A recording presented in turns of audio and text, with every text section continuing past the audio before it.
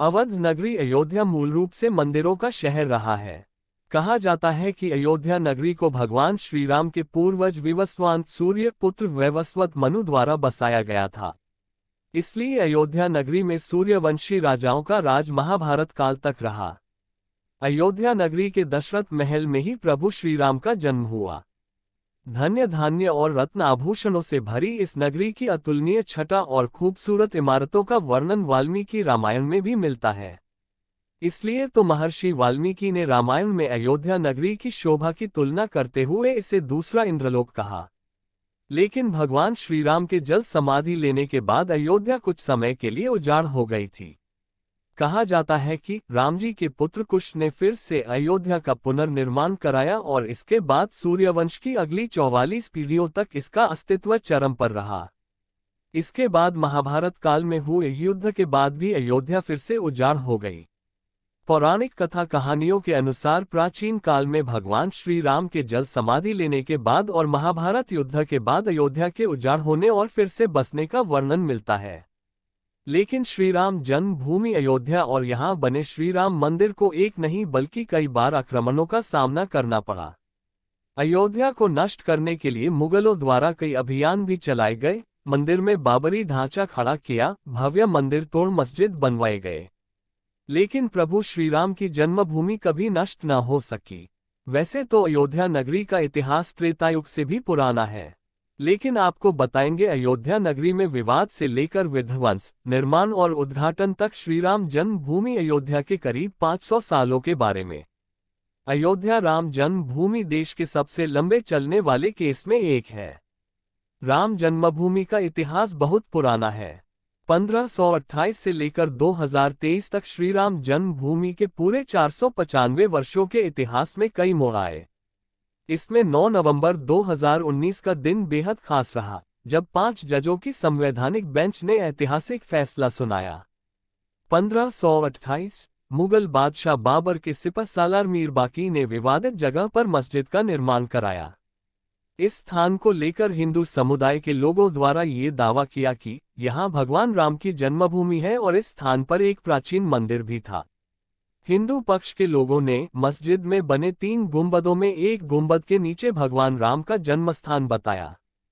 1853-1949 श्रीराम जन्मभूमि पर जहां मस्जिद का निर्माण किया गया, वहां के आसपास के कई स्थानों पर पहली बार 1853 में दंगे हुए।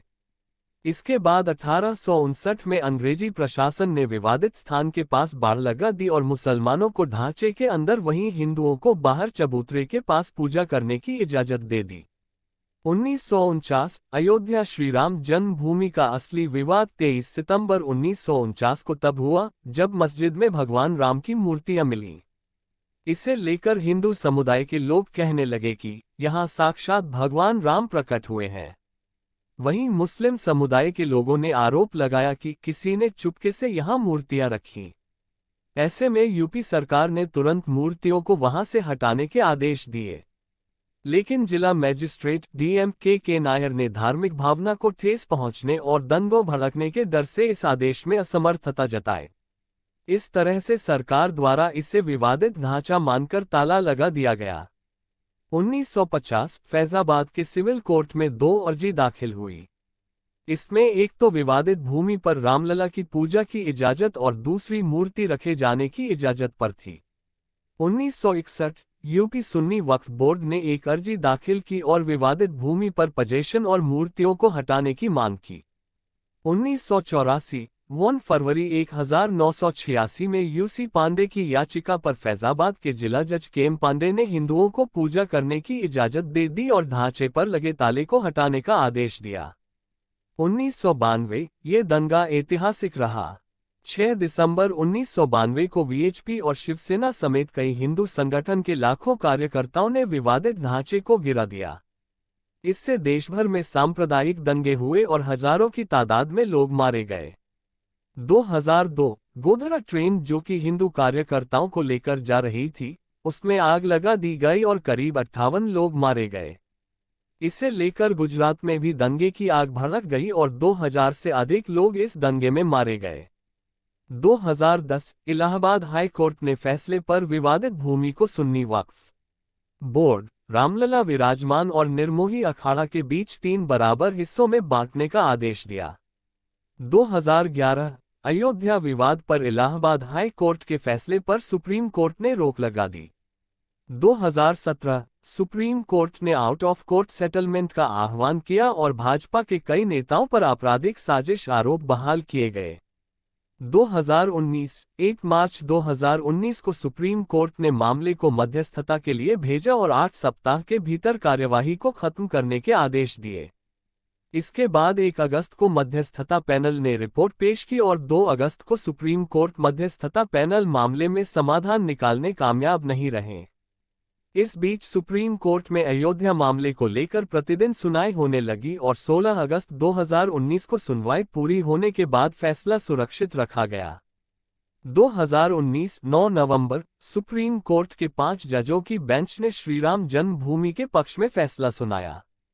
वहीं 2.77 एकड़ विवादित भूमि हिंदू पक्ष को मिली और मस्जिद के लिए अलग से 5 एकड़ जमीन मुस्लिम पक्ष को मुहैया कराने का आदेश दिया गया।